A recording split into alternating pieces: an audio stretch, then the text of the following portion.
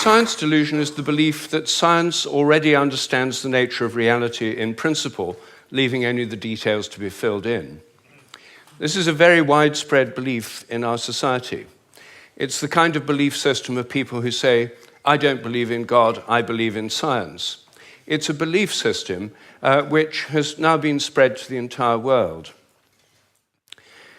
But there's a conflict in the heart of science between science as a method of inquiry based on reason, evidence, hypothesis, and collective investigation, and science as a belief system or a worldview.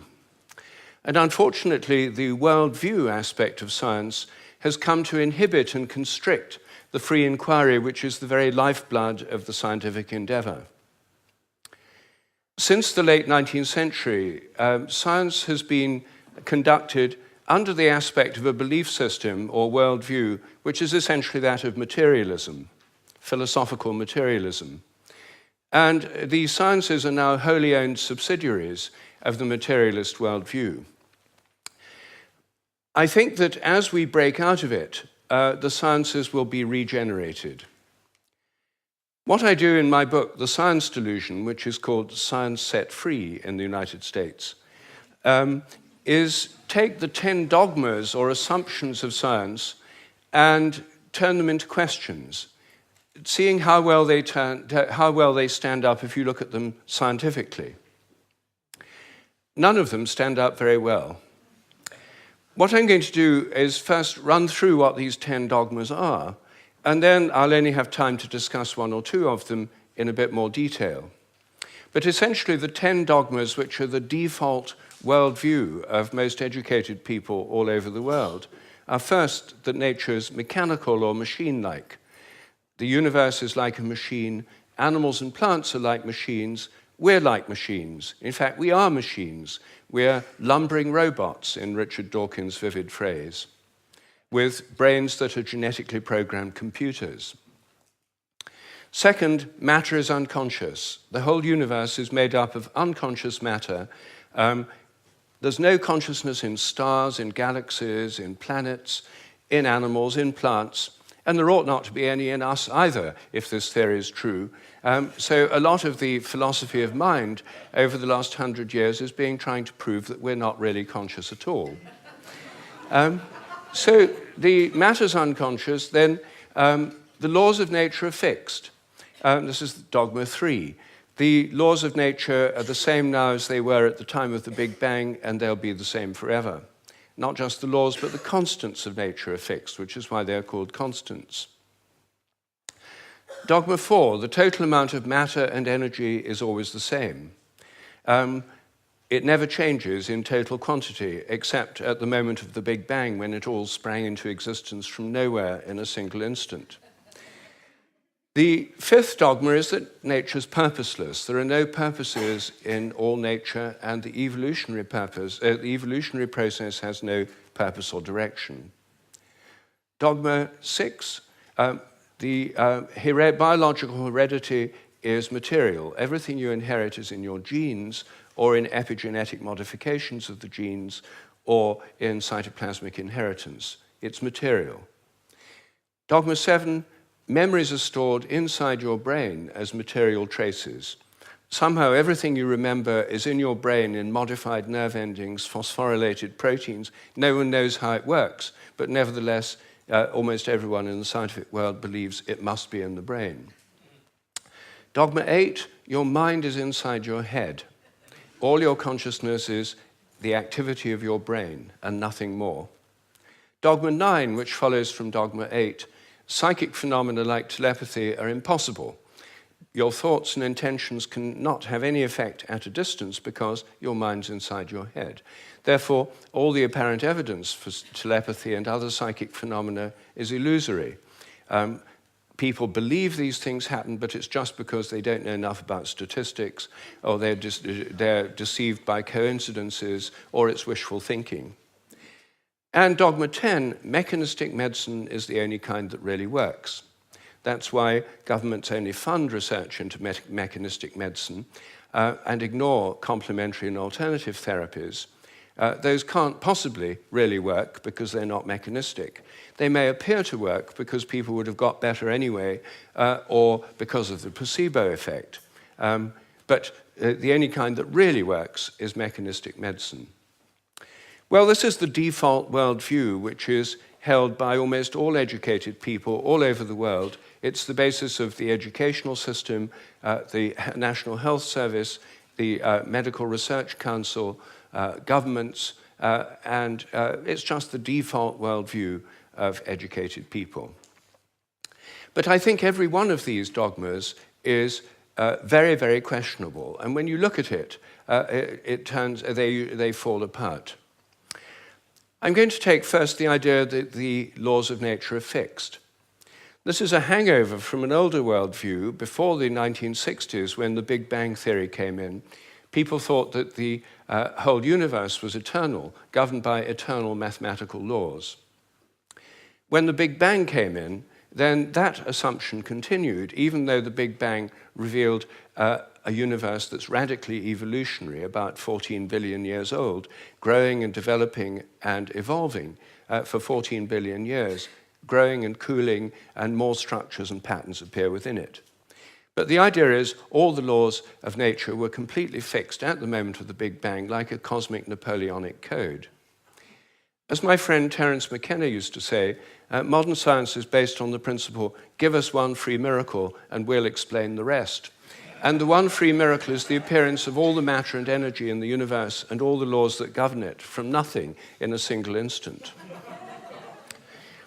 Well, in an evolutionary universe, why shouldn't the laws themselves evolve? After all, human laws do, and the idea of laws of nature is based on a metaphor with human laws. It's a very anthropocentric metaphor. Only humans have laws. In fact, only civilized societies have laws. As C.S. Lewis once said, to say that a stone falls to earth because it's obeying a law makes it a man and even a citizen. It's a metaphor that we've got so used to, we forget it's a metaphor. In an evolving universe, I think a much better idea is the idea of habits. I think the habits of nature evolve. The regularities of nature are essentially habitual. This was an idea put forward at the beginning of the 20th century by the American philosopher C.S. Peirce. And it's an idea which various other philosophers have entertained, and it's one which I myself have developed into a scientific hypothesis, the hypothesis of morphic resonance, which is the basis of these evolving habits. According to this hypothesis, everything in nature has a kind of collective memory. Resonance occurs on the basis of similarity. As a young giraffe embryo grows in its mother's womb, it tunes in to the morphic resonance of previous giraffes. It draws on that collective memory. It grows like a giraffe, and it behaves like a giraffe because it's drawing on this collective memory. It has to have the right genes to make the right proteins, but genes, in my view, are grossly overrated. They only account for the proteins that the organism can make, not the shape or the form or the behavior. Every species has a kind of collective memory. Even crystals do. This theory predicts that if you make a new kind of crystal for the first time, the very first time you make it, it won't have an existing habit. But once it crystallizes, then the next time you make it, there'll be an influence from the first crystals to the second ones all over the world by morphic resonance. It'll crystallize a bit easier. The third time, there'll be an influence from the first and second crystals. There is, in fact, good evidence that new compounds get easier to crystallize all around the world, just as this theory would predict. It also predicts that if you train animals to learn a new trick, for example, rats learn a new trick in London, then all around the world, rats of the same breed should learn the same trick quicker just because the rats have learned it here. And surprisingly, there's already evidence that this actually happens. Anyway, that's my own hypothesis in a nutshell of morphic resonance. Everything depends on evolving habits, not on fixed laws. But I want to spend a few moments on the constants of nature too, because these are, again, assumed to be constant. Things like the gravitational constant, the speed of light, are called the fundamental constants. Are they really constant? Well, when I got interested in this question, I tried to find out. they're given in physics handbooks. Handbooks of physics list the existing fundamental constants, tell you their value. But I wanted to see if they'd changed, so I got the old volumes of physical handbooks. I went to the Patent Office Library here in London, and they're the only place I could find that kept the old volumes. Normally people throw them away when the new values come out. They throw away the old ones.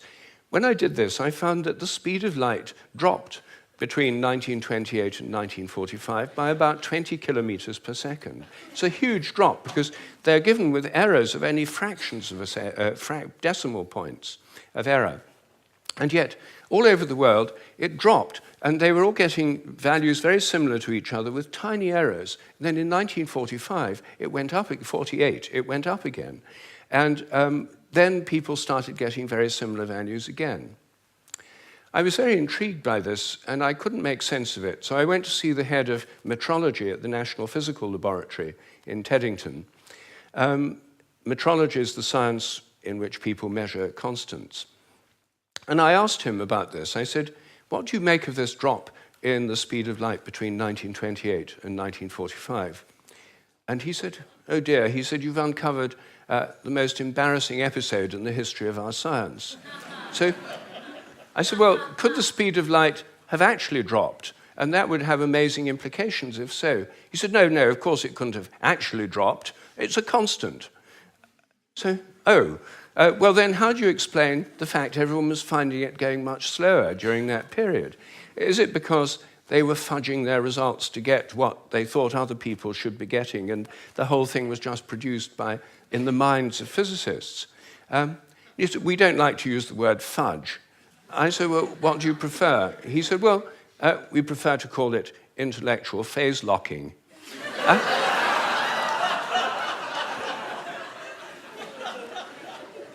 So I said, well, if it was going on then, how can we be so sure it's not going on today? And that the present values are produced by intellectual phase locking. And he said, oh, we know that's not the case. I said, how do we know? He said, we've solved the problem. And I said, well, how? He said, well, we fixed the speed of light by definition in 1972.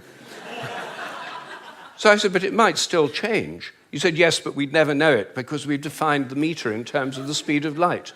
So the units had changed with it. So he looked very pleased about that. They'd fixed that problem.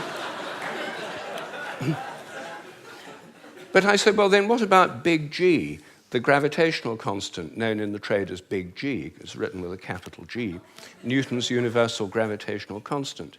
That's varied by more than 1.3% in recent years. And it seems to vary from place to place and from time to time. And he said, oh, well, those are just errors. And unfortunately, there are quite big errors with big G. So I said, well, what if it's really changing? I mean, perhaps it is really changing. And then I looked at how they do it. What happens is they measure it in different labs. They get different values on different days, and then they average them. And then other labs around the world do the same, and they come out usually with a rather different average. And then the International Committee on Metrology meets every 10 years or so and average the ones from labs around the world to come up with the value of big G. But what if G were actually fluctuating? What if it changed? There's already evidence, actually, that it changes throughout the day and throughout the year. What if the Earth, as it moves through the galactic environment, went through patches of dark matter or other environmental factors that could alter it? Maybe they all change together. What if these errors are going up together and down together? For more than 10 years, I've been trying to persuade metrologists to look at the raw data. In fact, I'm now trying to persuade them to put it online on the internet with the dates and the actual measurements and see if they're correlated, to see if they're all up at one time, all down at another. If so, they might be fluctuating together, and that would tell us something very, very interesting. But no one has done this. They haven't done it because G is a constant. There's no point looking for changes. You see, here's a very simple example of where a dogmatic assumption actually inhibits inquiry. I myself think that the constants may vary quite considerably, well, within narrow limits, but they may all be varying. And I think the day will come when scientific journals like Nature have a weekly report on the constants, like stock market reports in newspapers. You know, this week, big G was slightly up, the charge on the electron was down, the speed of light held steady, and so on. That's one area, just one area where I think thinking less dogmatically could open things up. One of the biggest areas is the nature of the mind. This is the most unsolved problem, as Graham just said, that science simply can't deal with the fact we're conscious. And it can't deal with the fact that our thoughts don't seem to be inside our brains. Our experiences don't all seem to be inside our brain. Your image of me now doesn't seem to be inside your brain, yet the official view is there's a little Rupert somewhere inside your head, and everything else in this room is inside your head. Your experience is inside your brain.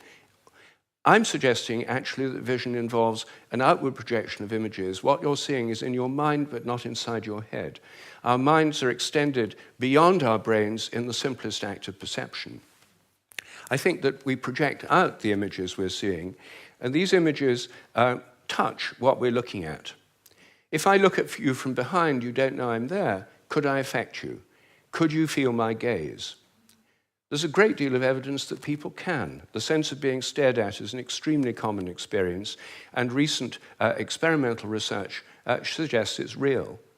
Animals seem to have it too. I think it probably evolved in the context of predator-prey relationships.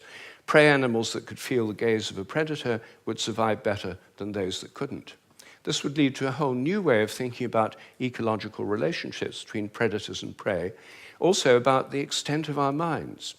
If we look at distant stars, I think our minds reach out in a sense to touch those stars and literally extend out over astronomical distances. They're not just inside our heads.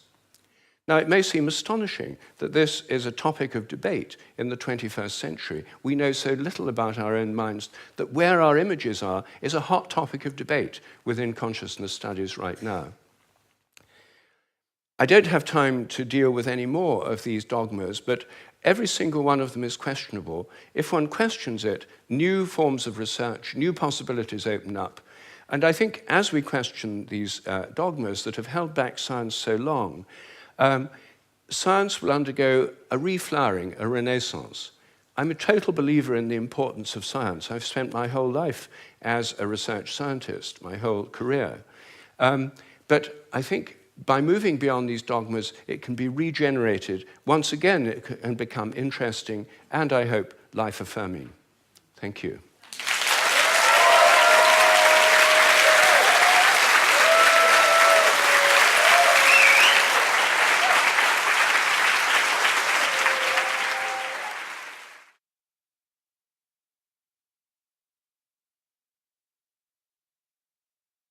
Spread to the entire world. But there's a conflict in the heart of science between science as a method of inquiry based on reason, evidence, hypothesis, and collective investigation, and science as a belief system or a worldview. And unfortunately, the worldview aspect of science has come to inhibit and constrict the free inquiry, which is the very lifeblood of the scientific endeavor. Since the late 19th century, science has been conducted under the aspect of a belief system or worldview, which is essentially that of materialism, philosophical materialism. And the sciences are now wholly owned subsidiaries of the materialist worldview. I think that as we break out of it, the sciences will be regenerated. What I do in my book, The Science Delusion, which is called Science Set Free in the United States, is take the 10 dogmas or assumptions of science and turn them into questions, seeing how well they stand up if you look at them scientifically. None of them stand up very well. What I'm going to do is first run through what these 10 dogmas are, and then I'll only have time to discuss one or two of them in a bit more detail. But essentially, the 10 dogmas, which are the default worldview of most educated people all over the world, First, that nature is mechanical or machine-like. The universe is like a machine. Animals and plants are like machines. We're like machines. In fact, we are machines. We're lumbering robots, in Richard Dawkins' vivid phrase, with brains that are genetically programmed computers. Second, matter is unconscious. The whole universe is made up of unconscious.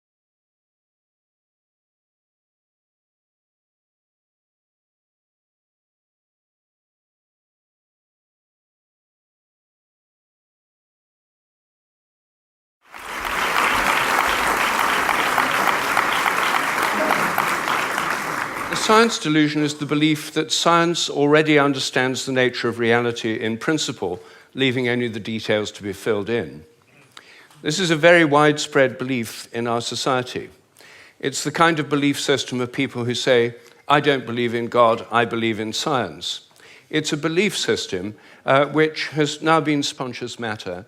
There's no consciousness in stars, in galaxies, in planets, in animals, in plants, and there ought not to be any in us either, if this theory is true. So a lot of the philosophy of mind over the last 100 years is trying to prove that we're not really conscious at all. So the matter's unconscious, then the laws of nature are fixed. This is dogma 3. The laws of nature are the same now as they were at the time of the Big Bang, and they'll be the same forever. Not just the laws, but the constants of nature are fixed, which is why they're called constants.